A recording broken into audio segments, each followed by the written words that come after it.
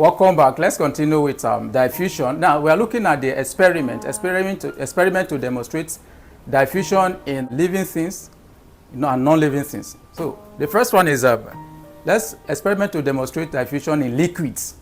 So what you need to do if you want to demonstrate diffusion in liquid, what you need to do is you get a beaker, you fill it with distilled water.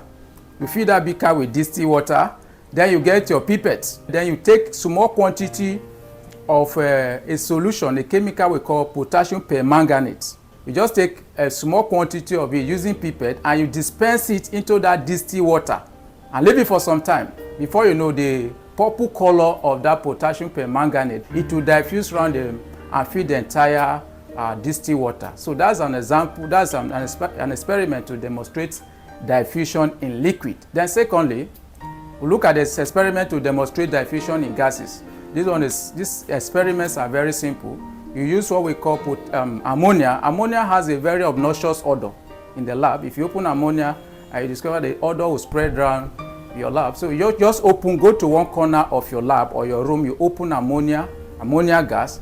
When you open it, the odor of the ammonia, before you know, after some times or some few minutes, it will begin to spread around the whole room, such that somebody that is at the other end of the room be able to perceive the odor of the ammonia. So that odor must have spread from the region of higher concentration where you open it to the region of lower concentration where the other person is perceiving the odor. So these are examples of diffusion in liquids and in gases. Thank you so much.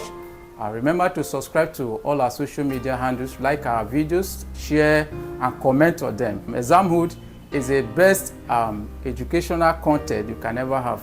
Continue to watch us and you'll be equipped to be able to perform very well, excellently in all your examination. Thank you. Bye for now.